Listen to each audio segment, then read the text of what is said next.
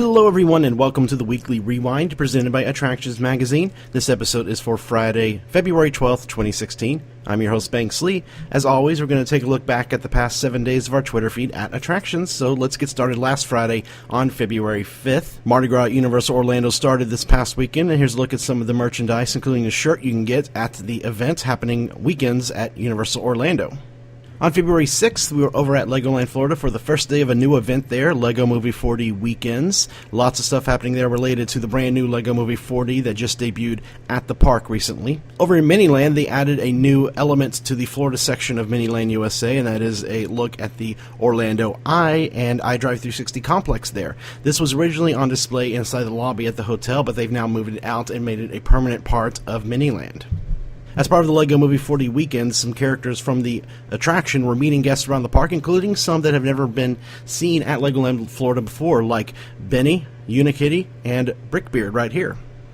On February 7th, Kylo Ren began his meet and greet inside the Star Wars launch bay at Disney's Hollywood Studios. His meet and greet replaces Darth Vader, who is now he can be seen inside Jedi training, but you cannot meet him at the park as of right now. Kylo Ren is also part of the Disney Visa meet and greet lounge.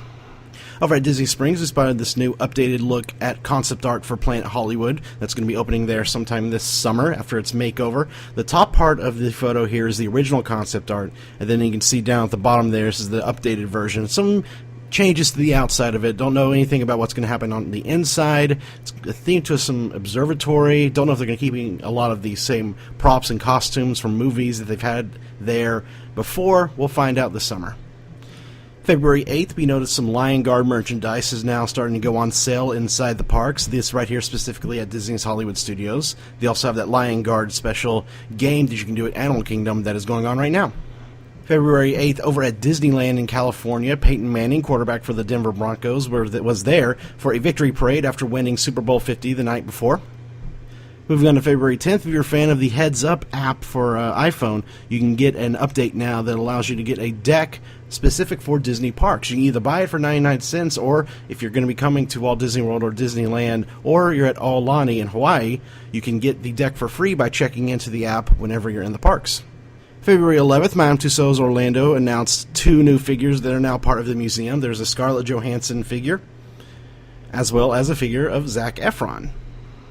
February 11th, we're over at Emerald's Chop Chop inside the Portofino Bay Resort at Universal Orlando. They had a brand new sunset menu, you can see right here. It's only available between 5 and 6 p.m.